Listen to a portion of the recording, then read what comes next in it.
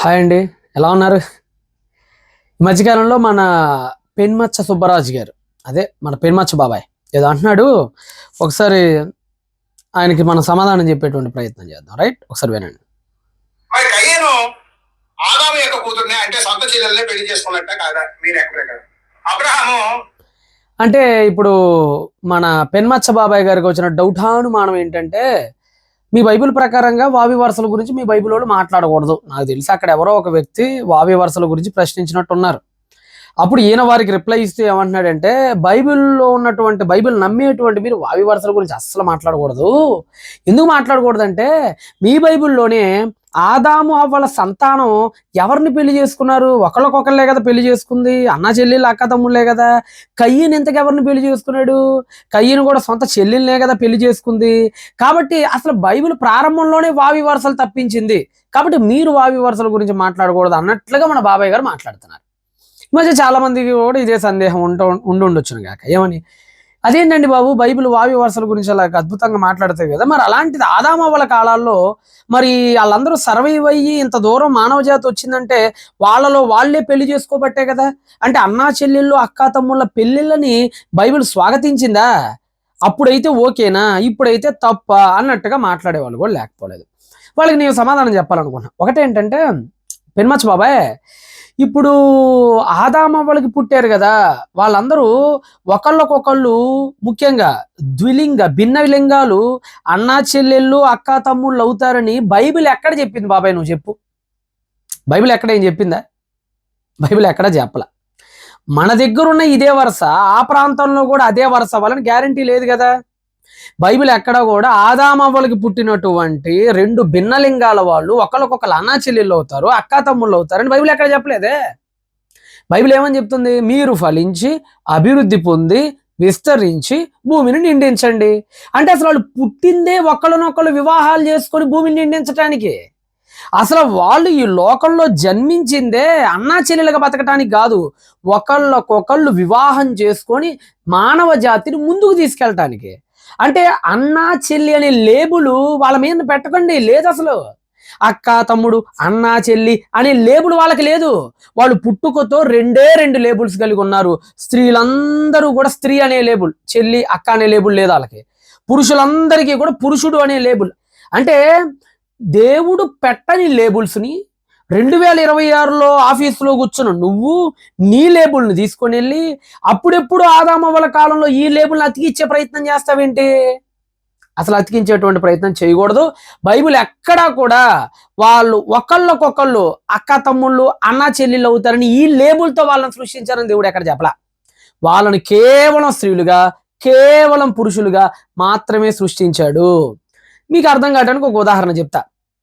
అలా పెట్టడం ఎలా తప్పైతే ఒక ఉదాహరణ చెప్తా. ఫర్ ఎగ్జాంపుల్, ఇప్పుడు మనకి ఏది బెటర్, రైట్, ఆ మధ్యప్రదేశ్లో అమర్కంటక్ అనేటువంటి ఒక ప్రాంతం ఉంటుంది. ఓకేనా, ఒక పర్వతం. ఈ అమర్కంటక్ మీద నుంచి 3 నదులు ప్రవహిస్తూ ఉంటాయండి. ఒకటి నర్మదా నది, 2 సోను నది. మరి ముఖ్యంగా ఈ నర్మదా నది, ఈ సోను నది 2 నదులు అమర్కంటక్ మీద పుట్టిని అక్కడి నుంచే ప్రవహిస్తున్నాయి. ఇవన్నీ ఎప్పుడు ప్రారంభమైనాయి చెప్పలే. 17 కోట్ల సంవత్సరాల కిందటికి వెళ్తే నర్మదా నది లేదు.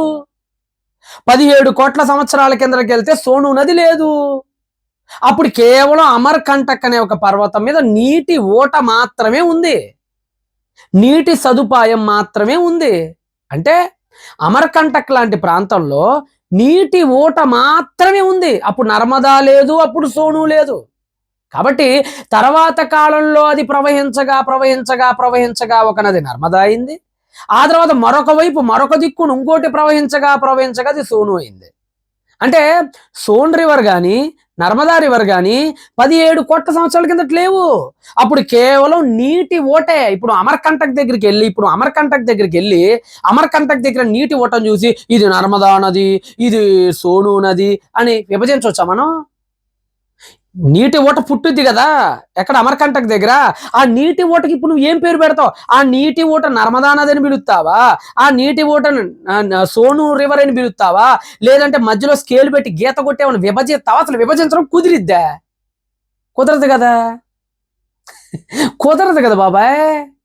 అది కేవలం అమర్కంటక్ పైన పుట్టినటువంటి నీటి ఓట కేవలం నీరే, అంతకు మించి ఏవి కాదు.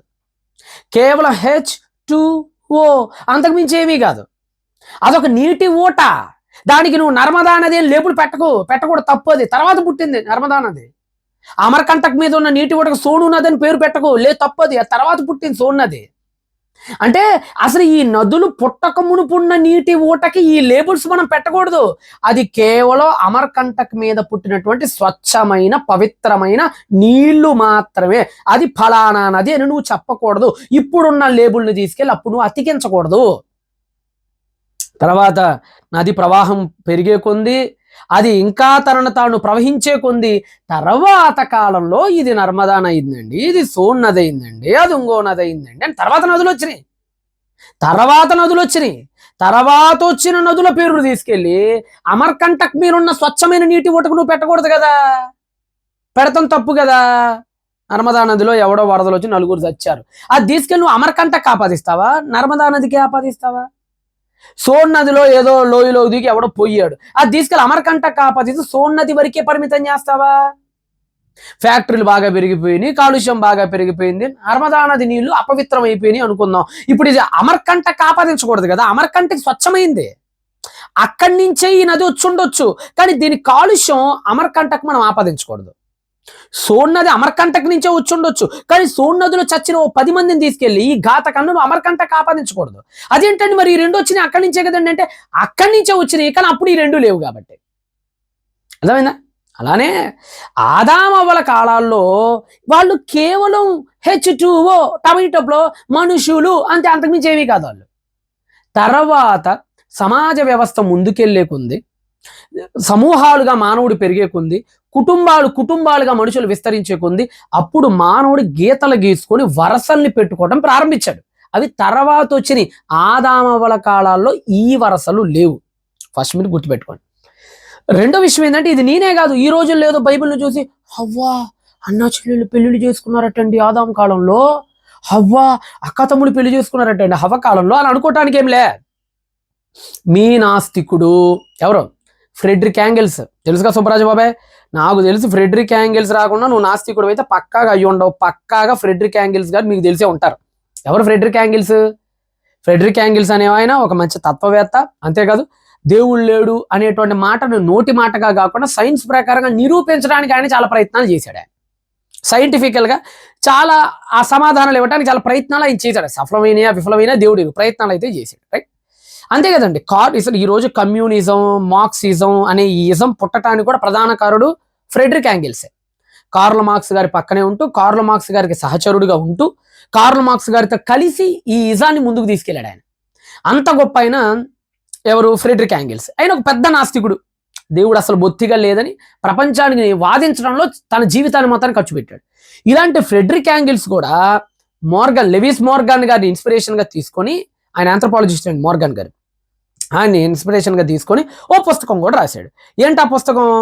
The origin of the families అని ఒక పుస్తకం రాశాడు. మీ అందరికీ మేబీ చదివి ఉంటారు కదండి. చదవలేదా సార్?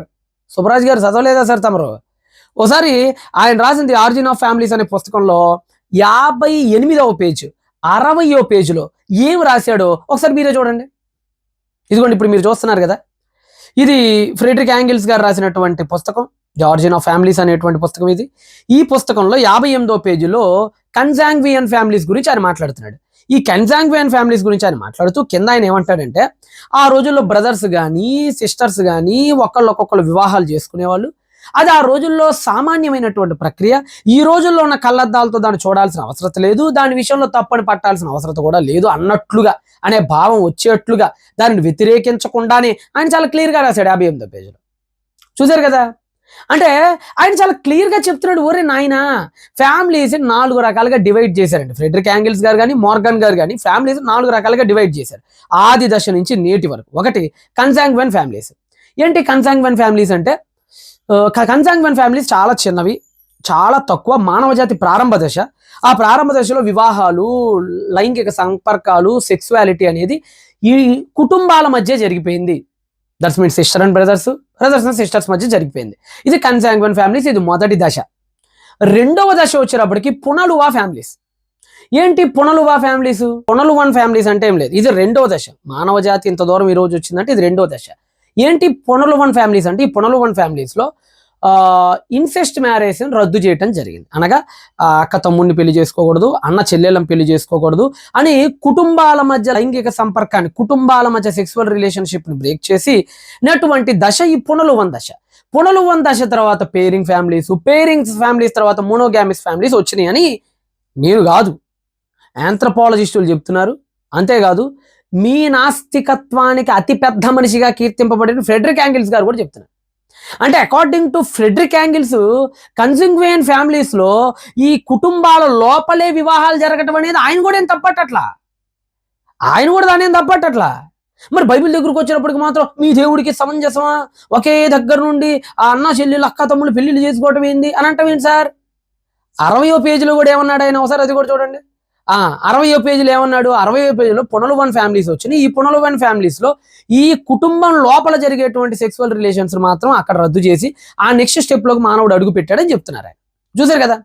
అంటే మీ నాస్తికత్వం ప్రకారంగా కూడా, మీ నాస్తిక సమాజానికి అతిపెద్ద మనిషిగా కీర్తింపబడే ఫ్రెడరిక్ యాంగిల్స్ ప్రకారంగా కూడా ఇది పెద్ద పాపమేమీ కాదు, అది కన్జాంగ్వియన్ ఫ్యామిలీ టైం కాబట్టి. గట్టిగా మాట్లాడితే ఆదామవ్వలు కూడా అటు ఇటుగా కన్జాంగ్వియన్ ఫ్యామిలీ లక్షణాలు కలిగి ఉన్నోళ్లే.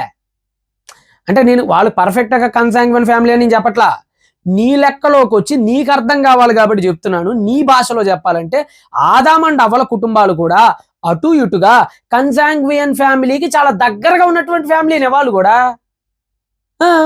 మరి ఆ రోజులో కన్జాంగ్వియన్ ఫ్యామిలీలో కామన్ అని మీ ఫ్రెడరిక్ యాంగిల్సే చెప్తున్నప్పుడు బైబిల్ దగ్గర ఎందుకు తప్పట్టాల్సి వస్తుంది తమరు? కాబట్టి అసలు ఫస్ట్ విషయం ఏంటంటే వాళ్ళు బ్రదర్స్ అండ్ సిస్టర్స్ అని బైబిల్ ఎక్కడా చెప్పాల. స్వలింగాల మధ్య రిలేషన్ ఉందేమో కానీ, అర్థమైందా? ఒకే లింగాల మధ్య రిలేషన్ ఉంటే ఉండొచ్చును కాక కానీ భిన్న లింగాల మధ్య రిలేషన్ లేదు ఆదామవ్వల గారి కాలం. వాళ్ళు పుట్టుకతోని ఒకళ్ళనొకళ్ళు వివాహాలు చేసుకోవడానికి పుట్టిన జంట. అది అమర్కంటక్ టైపులో నీళ్లు చాలా పవిత్రంగా ఉన్నాయి, తర్వాత పొల్యూట్ అయిపోయినాయి, తర్వాత జన్యుపరమైన లోపాలు వచ్చినాయి, తర్వాత వాళ్ళని చేసుకోవటం ద్వారా ఈ పునలువన్ ఫ్యామిలీ దాటిన తర్వాత ఖచ్చితంగా దేవుడు ఈ దిశానిర్దేశాలను చేశాడు. అంటే ఇప్పుడు నేను ఈ పునలువన్ ఫ్యామిలీ, కన్జాంగ్వియన్ ఫ్యామిలీ యొక్క కాలం యొక్క పరిమితిని ఏమి నేను తీసుకోవట్లా. సిద్ధాంతాలు నీది వేరు కావచ్చు, సిద్ధాంతం నాది వేరు కావచ్చు, నేను క్రియేషనిస్ట్ కావచ్చు, నువ్వు ఎవల్యూషనిస్ట్ కావచ్చు, కానీ కాన్సెప్ట్ గురించి మాట్లాడుతున్నాను నేను, అంతే. ఓకేనా? కాబట్టి అంతే. ఎందుకంటే ఇప్పుడు అమ్మ కడుపులో స్టెమ్ సెల్స్ ఉంటాయి. స్టెమ్ సెల్స్ అనేవి ప్రారంభంలో కేవలం స్టెమ్ సెల్సే. అది గుండె, అది కాలేయం, అది లివర్ అని నువ్వు చెప్పకూడదు. ఎందుకు? ఈ స్టెమ్ సెల్స్ తర్వాత కాలంలో కణ విభజనకు గురై కొన్ని కలుసుకొని ఓ గుండెగా, తర్వాత లివర్గా, తర్వాత ఇంకో దానిగా మారినాయి. కానీ ప్రారంభం దగ్గరికి వెళ్తే ఇవేవీ లేవు, కేవలం స్టెమ్ సెల్స్ మాత్రమే ఉండే. అలానే ప్రారంభ మనుషుల కాలం అటు ఇటుగా కన్జాంగ్వియన్ ఫ్యామిలీకి చాలా దగ్గరగా, లక్షణాలకు చాలా దగ్గరగా ఉన్న ఫ్యామిలీ కాబట్టి ఆ రోజుల్లో అలా జరగటం అనేది ఈ రోజున్న కళ్ళద్దాలు బట్టి మనం చూడకూడదు. అది వేరు, దాని కథ వేరు. ఓకేనా? ఈరోజు మనం మోడర్న్ ఫ్యామిలీ సిస్టంలో ప్యాట్రియార్కల్ అండ్ మ్యాట్రియార్కల్ సొసైటీస్లో ఉన్నాం మనం. కాబట్టి మనకి కన్జాంగ్వియన్ ఫ్యామిలీస్కి తేడా లేదా? ఉంటుంది. ఓకేనా? నెక్స్ట్ నెంబర్ 2 ఏంటంటే వావి వరసలు అనేవి డిసైడ్ చేయాల్సిన వాడు దేవుడు. వావి వరసలు అనేవి డిసైడ్ చేయాల్సిన వాడు దేవుడు. ఆ దేవుడిచ్చిన మనస్సాక్షి ద్వారా సత్ప్రవర్తనుడైన మానవుడు, వీళ్ళిద్దరూ డివైడ్ చేయాలి. ఇప్పుడు వావి వరసలు తప్పటం అనేదండి యూనివర్సల్గా మనం ఇప్పుడు ఆపాదించకూడదు. అన్ని కోణాల్లో, అన్ని సందర్భాల్లో అందరికీ మనం ఆపాదించకూడదు. ఫర్ ఎగ్జాంపుల్ మన Andhra, some parts of Telangana and also Tamil Nadu, ఈ ప్రాంతాల్లో అత్త కూతురుని పెళ్లి చేసుకోవటం, అత్త కూతురుతో ప్రేమ సాగించడం అనేది ఇట్స్ వెరీ కామన్ మనకి, అంతే కదా? ఈరోజు అత్త కూతుర్ని వివాహం ఆడటం అనేది చాలా చాలా కామన్. పుట్టుకతోనే బావమర్దలు ఇద్దరు ముచ్చట్లాడుకుంటారు, ప్రేమల్లో పడిపోతారు. పెద్ద పెద్ద ప్రేమాయనాలు, ఆయాయనాలు, ఈ ఆయనాలు అనేవి వివాహాల దాకా అయిపోయి తాటి పిల్లని కూడా అంటారు. కానీ మీరు కనుక దీన్ని నార్త్ ఇండియాలో కనుక చేశారు అనుకోండి, నార్త్ ఇండియాలో అత్త కూతుర్ని మరదలు అవ్వదు, నార్త్ ఇండియాలో అత్త కూతురు చెల్లి అయ్యిద్ది అక్కడ. అంటే నువ్వు పిన్ని కూతురుని ఎలాగైతే చూస్తున్నావో ఇక్కడ, నువ్వు తెలంగాణ ఆంధ్రాలో పిన్ని కూతురుని ఎంత పవిత్రంగా చూస్తున్నావో, నా చెల్లి అని, అత్త కూతుర్ని ఉత్తర భారతదేశం, ముఖ్యంగా మధ్యప్రదేశ్, ఉత్తరప్రదేశ్, ఉత్తరాఖండ్ లాంటి ప్రాంతాల్లో ఇలానే చూస్తారు. అక్కడికి వెళ్ళి నువ్వు ఇక్కడ అనుకో అత్త కూతురు మీద చేసి భుజంగిల్లి ఏం బాగున్నావే అని అనొచ్చు, అక్కడైతే మా చెల్లి బాగున్నావా అని అనాలి. అంటే ఎంత తేడా ఉందో చూసారా? 2026 సంవత్సరంలో ఒకే భారతదేశంలో, ఒకే హిందూ మతంలో, ఒకే దేవీ దేవతల్ని నమ్మే వాళ్ళలోనే ఆ పార్ట్స్ లో ఒక వరుస ఉంటుంది, ఈ పార్ట్స్ లో ఇంకో వరుస ఉంటుంది. అంటే ఇప్పుడు ఉత్తరప్రదేశ్ మధ్యప్రదేశ్ వాళ్ళకి మన ఆంధ్ర తెలంగాణ తమిళనాడులో ఉన్న అనేక మంది జనాలు వావి వరుసలు తప్పిన వాళ్ళ కనపడతారు. ఈడేంట్రా అత్త కూతురు సెల్లి ఏదైతే సెల్లిని పెళ్లి చేసుకుంటాడేంద్రా మూర్ఖుడు మెదవ అంటారు వాళ్ళు మరి. కానీ మనకి ఇది కామన్. మనం వాళ్ళని చూసి షాక్ అవుతాం. ఇది ఏందిరా అత్త కూతురు చెల్లేంది అని నువ్వు అనుకుంటావు. చెప్తున్నాను కదా, వాడి యాంగిల్ అది కరెక్ట్, ఈ యాంగిల్ ఇది కరెక్ట్. సరే మీకు అనుమానం ఉంటే నేను వచ్చిన ఫోన్ కాల్ చేస్తాను. మా వాడు ఒకడు ఉన్నాడులేండి, మా తమ్ముడు ఒకడు ఉన్నాడు. ఫోన్ చేద్దాం, ట్రై చేద్దాం, లిఫ్ట్ చేస్తాడో లేదో. రైట్, మేషక్ ఎక్కడున్నాడు తమ్ముడు? రైట్, దొరికాడు, కొడదాం.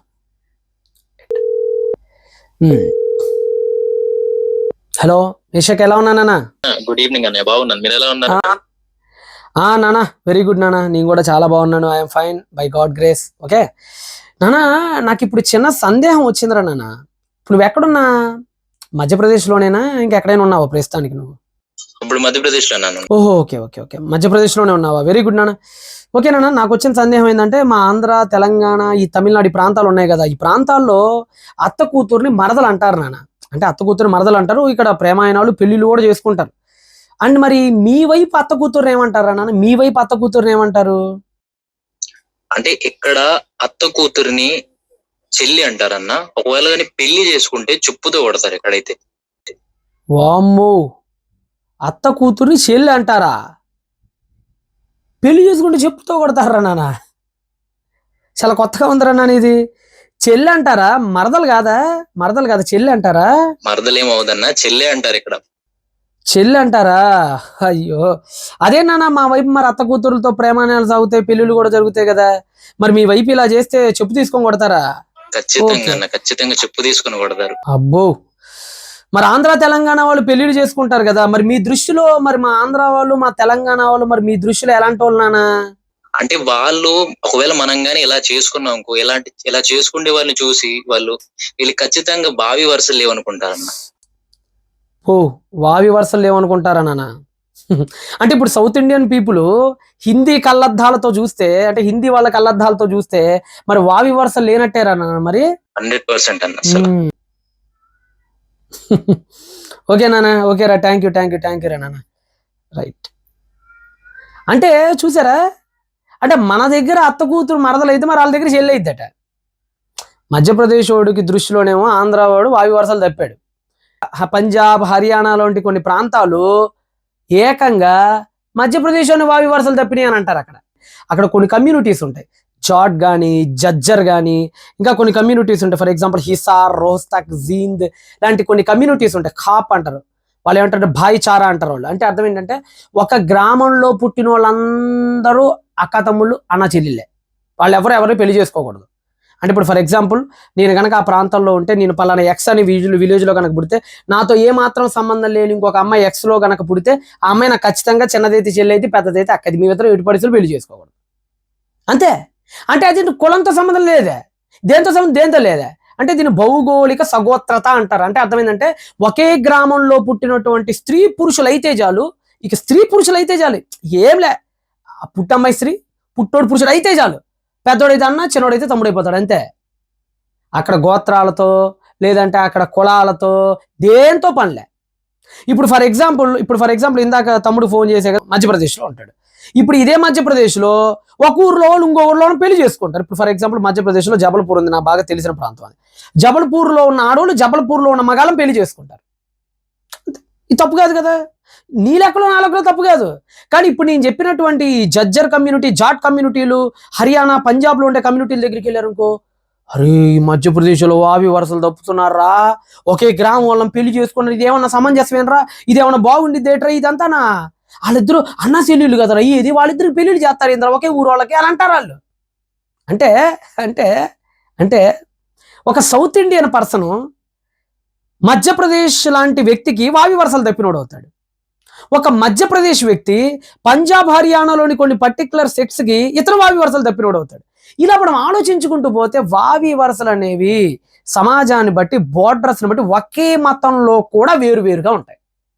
అంటే నేను ఇప్పుడు ఎందుకు చెప్తున్నానంటే, ఇదంతా మీకు ఎందుకు చెప్తున్నానంటే, ఆంధ్రాలో జరిగినటువంటి ఒక వరసని మధ్యప్రదేశ్ కళ్ళద్దాలతో చూడకూడదు. మధ్యప్రదేశ్లో జరిగేటువంటి ఒక తంతుని పంజాబ్ హర్యానా కళ్ళద్దాలతో చూడకూడదు. అలా కనుక చూస్తే వావి వరసలు తప్పినట్టు అయింది. అలానే ఎప్పుడో కన్జాంగ్వెన్ ఫ్యామిలీకి దగ్గరగా లక్షణాలు కలిగి ఉన్నటువంటి ఆదాం అవ్వల ఫ్యామిలీలో అప్పుడేదో జరిగిన ఒక సంఘటనని 2026లో ఉన్న కళ్ళద్దాలు అలా పెట్టుకొని ఈ మోడర్న్ 3D ఐస్తో చూస్తే వావి వరసలు తప్పినట్టుగానే ఉండిద్ది. కాబట్టి అస్సలు మన కళ్ళద్దాలతో పక్క రాష్ట్రాన్ని చూడకూడనప్పుడు ఈ 2026 సంవత్సరంలో ఉండి క్రీస్తుకు పూర్వం ఎప్పుడో 1000 సంవత్సరాలు ఉన్నదాన్ని ఎలా చూస్తావు నువ్వు? చూడకూడదు బాబాయ్. కాబట్టి బైబిల్ ప్రకారంగా కయ్యను సొంత చెల్లిని పెళ్లి చేసుకోలే, తర్వాత వచ్చిన లేబుల్ అది. అసలు మొదట్లో ఆ లేబుల్ లేదు కాబట్టి ఆయన ఒక స్త్రీని మాత్రమే పెళ్లి చేసుకున్నాడు. ఓకేనా, రైట్. నెంబర్ 2, ఇంకా మన బాబాయ్ ఇంతటితో వదలలేదండి. అబ్రహాం గారి దగ్గరికి వెళ్ళాడు, చాలా వాటిని కదిలిచ్చాడు. చూద్దాం. తన తండ్రి కుమార్తెను పెళ్లి చేసుకున్న మాట వాస్తవమా కాదు? అబ్రహాము తన తండ్రి కుమార్తెను పెళ్లి చేసుకున్న మాట వాస్తవమా కాదా? అంటే అబ్రహాం గారు తన తండ్రి కుమార్తెను పెళ్లి చేసుకున్న మాట వాస్తవమా కాదా అన్నాడు. సార్ బాబాయ్ సుబ్రాజ్ గారు, తమరు పైనే చదువుతున్నారు సంగతుల్ని. అబ్బే నాస్తికులు ఇంకొక గట్టిగా పోరాటం చేయాలి, గట్టిగా పోరాటం చేయాలి. ఇలా కాదు, వాస్తవానికి అక్కడ తండ్రి కుమార్తె అనే తెలుగు పదానికి ఒక్క అర్థమే ఉంది, కానీ హీబ్రూలో బెత్ అంటారు, కుమార్తెను బెత్ అంటారు.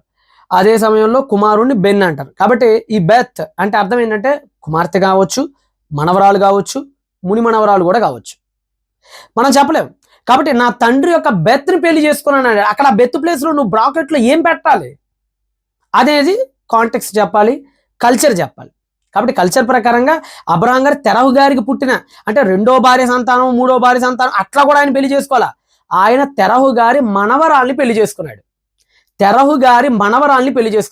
ఆవిడ హారాను కుమార్తె అని బైబిల్ లేఖనాల్లో మనకు ఉంది, యూదుల సాంప్రదాయంలో కూడా ఉంది మనకి. కాబట్టి అబ్రహాం గారు బెత్ని పెళ్లి చేసుకున్నాడు, తండ్రి యొక్క బెత్ని పెళ్లి చేసుకున్నాడు, అంటే మనవరాన్ని పెళ్లి చేసుకున్నాడు బాబాయ్, సోదరుని అయితే కదా. ఎందుకంటే హిబ్రూలో అవహోత్ అనే పదానికి వేరే అర్థం ఉంటుంది.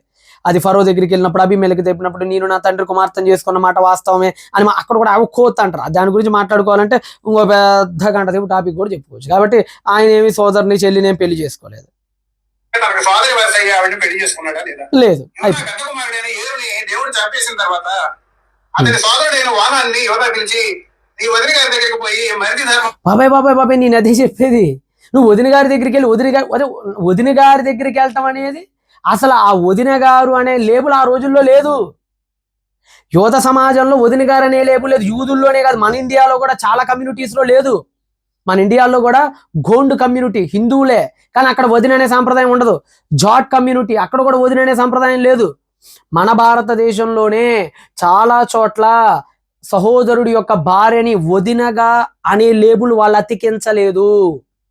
ఒకవేళ మన హిందువుల్లోనే చాలా కమ్యూనిటీస్లో, మన హిందువులను ఎందుకన్నారంటే భారతదేశంలో ఎక్కువ వాళ్ళు మెజారిటీ ఉన్నారు కాబట్టి, హిందూ సమాజంలోనే ఇప్పటికీ నేటికి భర్త చనిపోతే ఆ నీ లెక్కలో అయ్యే వదినమ్మని పెళ్లిళ్ళు కూడా చేసుకుంటారు. ఇక్కడ మనుధర్మశాస్త్రంలో కూడా ఆ మాట ఉంది, కౌటిల్యుడి అర్థశాస్త్రంలో కూడా ఆ మాట రాశారు.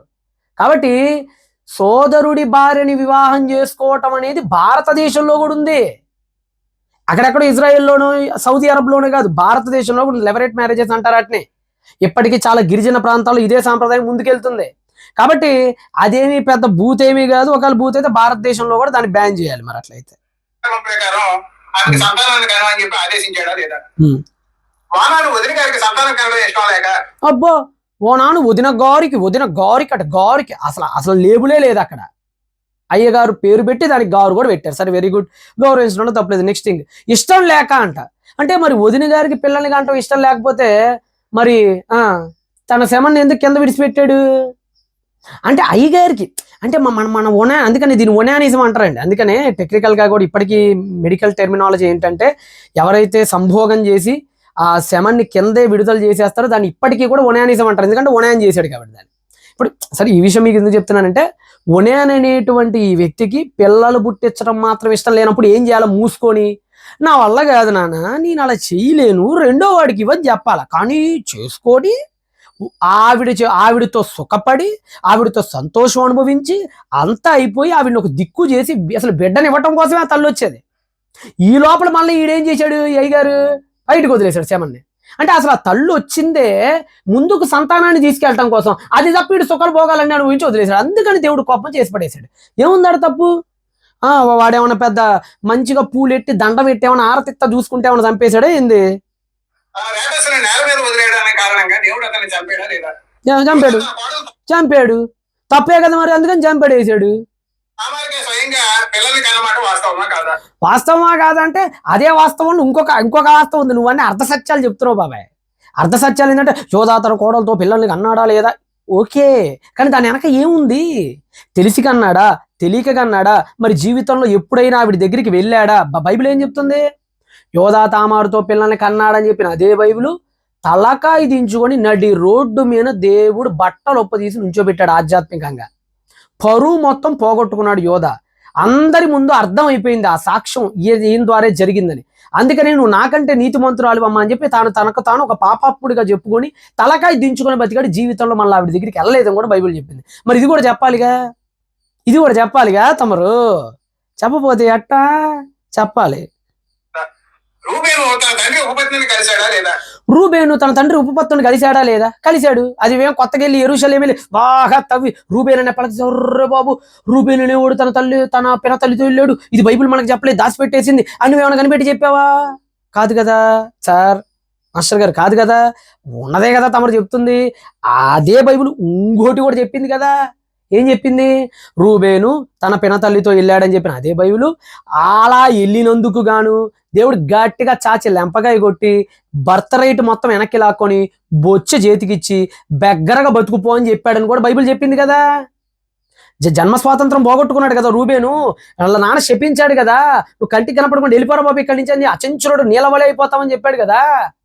అంటే బర్త్ రైట్ పోయింది, బెగ్గరైంది, బొచ్చెట్టుకుంది చెప్పవు, పినతలితో పోయిందే చెప్తావు. తద్వారా తను ఎదుర్కొన్న కాన్సిక్వెన్సీస్ ఏంటి, దేవుడు అతన్ని ఎలా శిక్షించాడు, దేవుడు దాన్ని ఆమోదించాడా, దేవుడు దాన్ని వ్యతిరేకించాడా, అబ్బే మనకు అవన్నీ నష్టవులేండి, మనం చెప్పం. అమ్రాము తన మేనత్తను చేసుకున్నాడా లేదా? అమ్రాము తన మేనత్తను చేసుకున్నాడా లేదా? ఇక్కడ కూడా క్లారిటీ ఇస్తా. మేనత్తనేమీ కాదు, మేనత్త కూతుర్ని చేసుకున్నాడు. ఎందుకంటే మెజోరాటిక్ టెక్స్ట్లో అలా పడింది, కానీ సెప్టువజెంట్లో మేనత్త కూతుర్ని చాలా క్లియర్గా ఉంది. కాబట్టి దాని విషయంలో కూడా పెద్ద అభ్యంతరపడాల్సిందేమీ లేదు. లోతు తన ఇద్దరు కుమార్తెలకు సంతానానికి అన్నాడా లేదా? లోతు తన ఇద్దరు కుమార్తెలకు సంతానానికి అన్నాడా లేదంటే అయిపోయిద్దా? దాని వెనక ఏం జరిగి శాట భారతం ఉంటుంది కదా బైబిల్, శాట భారతం అంతుంది, ఎంత ఉంది కథ.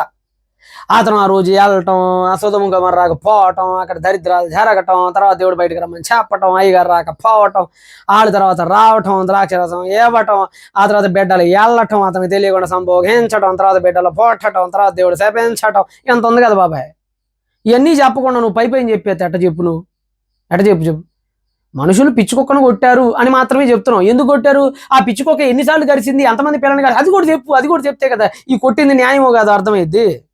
ఇప్పటి సైనికుడి పెళ్ళాన్ని బషబని తీసుకొచ్చి మానభంగం చేసిన మాట వాస్తవం. దావీదు గారు సైనికుడి పెళ్ళాన్ని రాజభవనానికి తీసుకొచ్చి మానభంగం చేసి, మానభంగం మర్డర్లు ఏమి జరగలేదు బాబాయ్.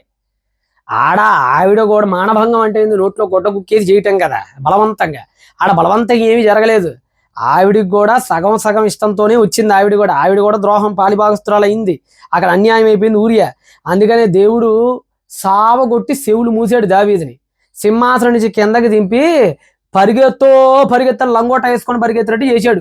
చెప్పులు లేకుండా పరిగెత్తాడు. చివరికి కోడితే దేవుడు ఒక దెబ్బ కోడితే చెప్పులు లేకుండా కింద పరిగెత్తాడు అనమాట మన దావీదు అయ్యగారు. ఆ రోజు దేవుడు దాన్ని మర్చిపోలా. చివరికి చచ్చిపోయేటప్పుడు కూడా రాశాడు ఊరియా భార్యకి అన్యాయం చేశాడు దావీదు అని. అంతేకాదు దావీదు చచ్చిపోయి 1000 సంవత్సరాల తర్వాత రాయబడినటువంటి మత్తయి సువార్తలో కూడా ఇంకా మర్చిపోకుండా ఊరియా భార్యగానే పేర్కొన్నాడు ఆవిడ్ని. దేవుడు ఊరియా తరపున పెద్ద యుద్ధమే చేశాడు దావీదుతో. దావీదు లాంటి 4 కొడుకులను చంపేశాడు ఆ రోజు దావీదు చేసిన దానికి. అవి కూడా చెప్పండి బాబాయ్. సగం చెప్పి దేవుడు ఏందో వాళ్ళిద్దరిని ఆశీర్వదించి దీవించి ఇద్దరికి తిలకం పెట్టేసి అలాగ హారతి ఇచ్చినట్టు చెప్తారేంటి? కొట్టిన దెబ్బ కూడా చెప్పండి. ఆ తర్వాత ఆమె భర్తను చంపేసి ఆమెను ఇంట్లోకి తీసుకొచ్చి భారీగా చేసుకున్నమాట వాస్తవమా కాదా? అలా వారిద్దరు అక్రమ సంతానమే కదా సొలొమోను. సొలొమోను ప్రపంచంలో ఉన్న అందరికంటే తెలివైన వాడు అని చెప్పి క్రైస్తవులు ఎత్తి కీర్తిస్తున్నారు. అదేంది అర్థం కాల నాకు. అర్థం కాల. అదేంది సొలొమోను అక్రమ సంతానం అన్నాడు.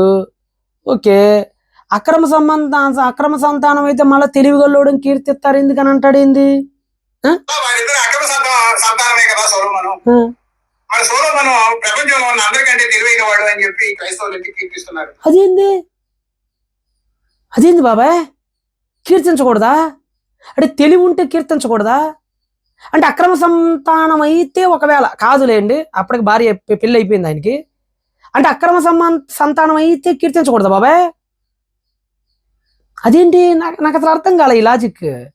ఇప్పుడు పాపం పాపమే, స్కిల్లే కదా, సిన్నే స్కిల్లే.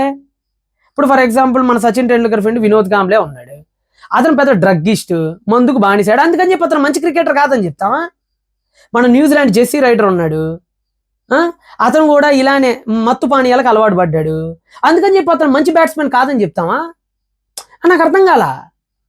ఇప్పుడు ఒక వంట మేస్త్రి తాగుబోతాడు కానీ వంట బాగా చేస్తాడు, అంతే తాగుబోతాడు కాబట్టి వంట బాగా చేస్తాడని అనకూడదనంటే స్కిల్ వేరు సిన్ను వేరు బాబాయ్.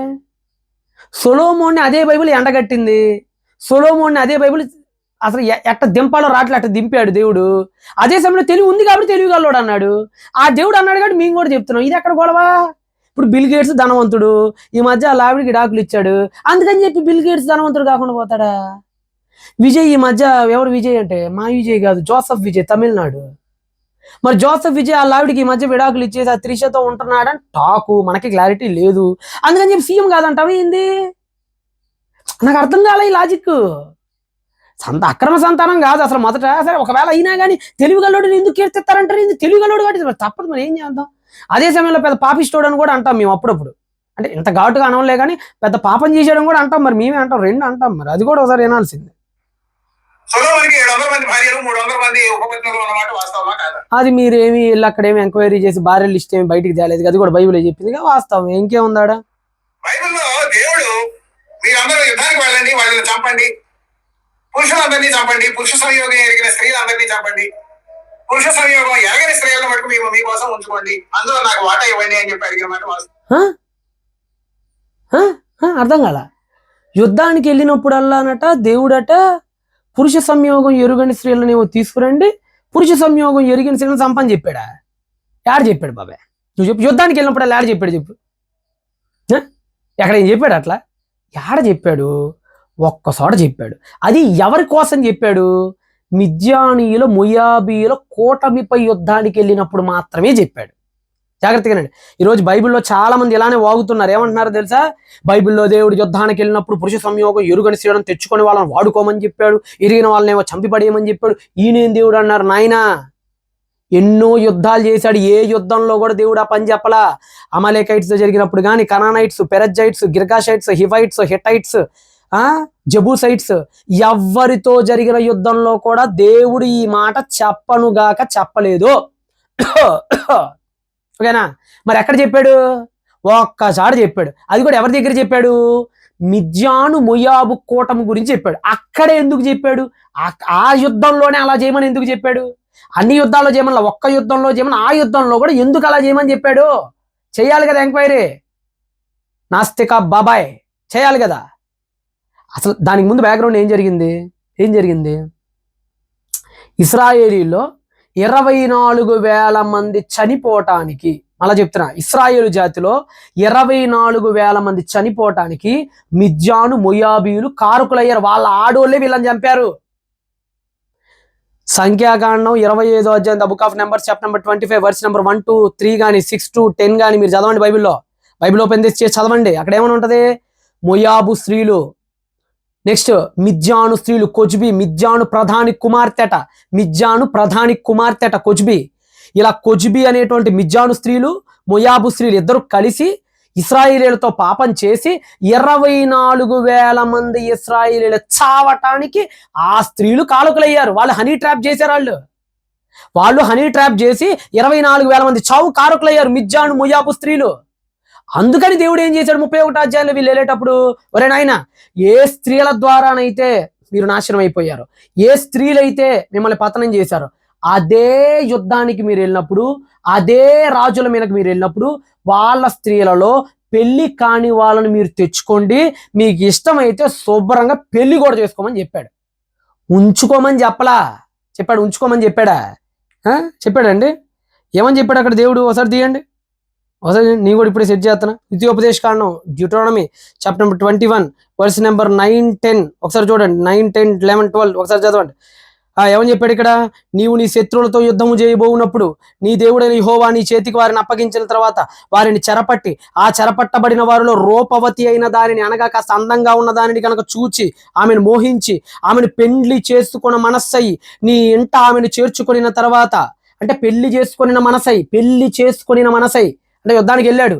ఒక స్త్రీ అతనికి నచ్చింది, ఉంచుకోవాలా, ఉంపుడు గత్తెలా ఉంచుకోమని చెప్పలా, పెళ్లి చేసుకోండి నోరు మూసుకోండి నచ్చితే వివాహం మాత్రమే చేసుకోండి.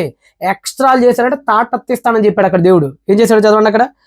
పెండ్లి చేసుకున్న మనస్సయ్యి, తర్వాత ఏమన్నాడు? మనస్సయ్యి నీ ఇంట ఆమెను చేర్చుకొనిన తర్వాత ఆమె తల క్షౌరము చేయించుకొని గోళ్లను తీయించుకొని తన చెరబట్టలు తీసివేసి నీ ఇంట నివసించి 1 నెల దినములు తండ్రులు గురించి ప్రలాపన చేయవలెను. తర్వాత నీవు ఆమెను పోయి ఆమెను పెండ్లి చేసుకొనవచ్చును. ఆమె నీకు భార్య అగును, బానిసవుగును కాదు, భార్యగును. నీకు వివాహం చేసుకో, ఆవిడికి భార్యగా నీ ఇంట్లో ఉండిద్ది తప్ప ఆవిని ఏవి చేయొద్దని చెప్పాడండి. ఒకవేళ గనక ఆవిడతో గనక నీకు సంతృష్టి కలగకపోతే ఆమెను ఎవ్వరికి అమ్మ వెయ్యకూడదు, దాసిలాగా ఇంట్లో పెట్టుకొని చూడకూడదు అని చాలా క్లియర్గా చెప్పాడు మనకి ఇక్కడ. అంటే బాబాయ్ అన్ని సగం చదువుతాడండి. సగం చదివి వీడియో ముందుకు వస్తే ఇట్టానే ఉండేది బాబాయ్ గారు. కాబట్టి బైబిల్లో ఎక్కడా కూడా దేవుడు అలాంటి కమాండ్ అనేది చేయలే. కాబట్టి మొయాబు స్త్రీలు మిద్యాను స్త్రీల దగ్గరికి వెళ్ళినప్పుడు మాత్రమే దేవుడు ఏం చెప్పాడు? యుద్ధంలో చనిపోయిన వాళ్ళని, పురుష సంయోగం ఎరుగని వాళ్ళని తెచ్చుకోడు. ఎందుకు తెచ్చుకోమన్నాడు? ఒకప్పుడు ఇదే స్త్రీలు వాళ్ళ సావు కారకులు అయ్యారు కాబట్టి ఇప్పుడు అదే స్త్రీలు వీళ్ళ సంతానాలకు కూడా కారకులు అవ్వాలి. అది అక్కడ దేవుడు అనుకుంది. ఏ స్త్రీలు అయితే వీళ్ళ సావు కారణం అయ్యారో అదే జాతి స్త్రీలు వీళ్ళ సంతానానికి కూడా కారకులు అవ్వాలనే దేవుడు చెప్పింది అక్కడ. అంతే తప్ప ఎవరి దగ్గరికి పోతే ఆడి దగ్గరికి పో, మనసు వచ్చినోడి భుజం మీద చెయ్యేసి గోకు అని దేవుడు ఎక్కడ చెప్పలేదు. 2000 మంది పురుష సంయోగం ఎరగని స్త్రీలని వాళ్ళు స్వాధీనం చేసుకుంటే అందులో దేవుడు వాటాగా 32 మంది వచ్చిన మాట వాస్తవమా కాదా? ఈ దేవుడు వాటని ఏం చేస్తాడు? దేవుడు వాట నాకు అర్థం కావట్లేదు బాబాయ్. దేవుడు వాట అంటే నాకు అర్థం కావట్లేదు. నువ్వు చెప్పు ఏం చేస్తాడు? బిబ్లికల్ గాడ్కి శరీరం లేదని బైబిల్ చెప్తుంది. గాడ్ ఈ స్పిరిట్ అని చెప్పి జాన్ 4:24 బైబిల్ చెప్పింది. ఆయనకి శరీరం లేదు, అంతా యాంథ్రోపోమార్ఫిక్ లాంగ్వేజ్లో రాశారు. ఆయనకి వీపు ఉందన్న, చెయ్యి ఉందన్న, కాళ్ళది అంతా యాంథ్రోపోమార్ఫిక్ లాంగ్వేజ్. ఇప్పుడు ఆ 32 మంది ఏం చేస్తాడు అంటావు? మా దేవుడు ఏం చేస్తాడు? నువ్వు చెప్పు బాబాయ్. శరీరం ఉన్నోడు ఏదని చేస్తాడు, లేనోడు ఏం చేస్తాడు చెప్పు. ఎందుకు 32 మందిని ఎందుకు పక్కన పెట్టమంటారంటే వాళ్ళు మందిరంలో నీళ్లు చేదటానికి ఉంటుంది, బైబిల్లోనే ఉంది అది. నీళ్లు చేదటానికి అయితేనేమి, కట్టెలు కొట్టడానికి అయితేనేమి, మందిరంలో గంగాలంలో నీళ్లు నింపటానికి అయితేనేమి, శుభ్రాలను క్లీన్ చేయటానికి కానీ ఇవ్వమన్నాడు. అంతే తప్ప అటొక 16 మందిని ఇటొక 16 మందిని వేసుకొని అటొక చెయ్యి వేసుకొని కొలకటానికి కాదు బాబాయ్ ఇమ్మనింది. అట్టానే ఉంది నువ్వు చెప్పేది. మరి ఈ విషయాన్ని ధృవీకరిస్తుందా లేదా? మేము వావి వరుసల గురించి మాట్లాడుతుంటే మనం మేమే మాట్లాడాలి బాబాయ్. ఎందుకంటే అక్కడ ఒకటి తీసుకొని నువ్వే వావి వరుసల గురించి మమ్మల్ని ప్రశ్నిస్తున్నావు. మాకు 2 అధ్యాయాలు, ఎంత పెద్ద అధ్యాయాలు ఉన్నాయి వావి వరుసలతో ఎవరితో ఎలా మసులుకోవాలని. ఒకటి తన తండ్రి కుమార్తెతో కానీ తల్లి కుమార్తె యొక్క మానాఛాదనము తీయకూడదు, అలా కనుక తీస్తే మీలో నుంచి ఆయన గెంటేయాలి, వాడిని చంపేయాలి. ఒకడు తన తండ్రి సహోదరుని ఇలా కూడకూడదు, ఒకడు తన పినతల్లి దగ్గరికి ఇలా వెళ్ళకూడదు అని ఎంత పొడుగు అధ్యాయం ఉంటుంది బాబాయ్ మాకు. లేవికాండ 18వ అధ్యాయం, లేవికాండ 20వ అధ్యాయం. మరి ఎంత పెద్ద శాంతాడంత లిస్టు పెట్టుకొని మేము మాట్లాడకపోతే మాకు తప్ప ఇది కదా బాబాయ్. చాలా ఉంటుంది. లేవికాండం 18వ అధ్యాయం చదువు బాబాయ్. ఎప్పుడైనా మీరా వావి వరుసల గురించి మాట్లాడుతుంటే మరి మేము మాట్లాడతాం. ఎందుకు మాట్లాడతావు? మాకు 18వ అధ్యాయంలో ఎన్ని వావి వరుసలు ఉన్నాయో చదవండి. అలిసిపోతారు. ఇదిగో చూడండి, లేవికాండం 18:12 చదువుతున్నా. నీ తండ్రి సహోదరి మానాఛాదనము తీయకూడదు, ఆమె నీ తండ్రి రక్త సంబంధి. నీ తల్లి సహోదరి అనగా పిన్ని మానాఛాదనాన్ని తీయకూడదు. నెక్స్ట్ 14, నీ తండ్రి సహోదరుని మానాఛాదనము అనగా ఎవరు? నీ తండ్రి సహోదరుడు అంటే బాబాయ్ యొక్క భార్యను కూడా నువ్వు చెరపకూడదు. 15, నీ కోడల్ని నువ్వు చెరపకూడదు. 16, నీ మరదల్ని నీ వదిని నువ్వు చెరపకూడదు. నెక్స్ట్ 18, నీ భార్య బ్రతికుండగా ఆవిడ చెల్లిని అనగా నీ మరదల్ని నువ్వు తెచ్చుకొని పెళ్లి చేసుకోకూడదు. ఈ రోజు ఈ యదవులు కూడా ఉన్నారు, భార్య బ్రతికుండగా మరదల్ని పెళ్లి చేసుకుంటారు, అలా కూడా చేసుకోకూడదు. ఎన్ని చెప్పాడు చెప్పండి. స్త్రీ సైన్యం వల్ల పురుష సైన్యం చేయకూడదు. ఇది 18వ అధ్యాయం. 20వ అధ్యాయంకి వెళ్ళండి. 20వ అధ్యాయంలో ఇదిగోండి, ఎవడు నువ్వు తన తండ్రి నువ్వు తల్లి నేను దూషించిన వాడికి మరణశిక్ష వేయాలి. వేరే పక్క నుండి భార్యతో వ్యభిచరించగా నేను చంపిపడేయాలి. తన తండ్రి భార్యతో అనగా పిన్నితో సేనించిన వాడిని చంపిపడేయాలి. కోడలతో పోయినోడిని చంపిపడేయాలి. నెక్స్ట్ 14 వచనం, స్త్రీ ఆమె తల్లిని పెళ్లి చేసుకోకూడదు అనగా కూతుర్ని తల్లిని ఒకేసారి పెళ్లి చేసుకోకూడదు. ఇలాగా 17వ వచనం, ఒకడు తన సహోదరుని అనగా తండ్రి కుమార్తెను కానీ తల్లి కుమార్తె కానీ చేసుకోకూడదు, కడగా ఉన్న స్త్రీతో కూడా ఎవడో వెళ్ళకూడదు, నీ తల్లి సహోదరిని కూడా ఎవడో వెళ్ళకూడదు, పినతల్లితో ఎవడో వెళ్ళకూడదు, సహోదరి భార్యను ఎవడు చేర్చుకోకూడదు. మరి ఇన్ని ఉన్నాయి బాబాయ్, ఇన్ని ఉన్నాయి బాబాయ్. మరి ఇన్ని ఉండగా మరి వావి వరసల గురించి మేము మాట్లాడకపోతే ఇంకెవరు మాట్లాడతారు బాబాయ్?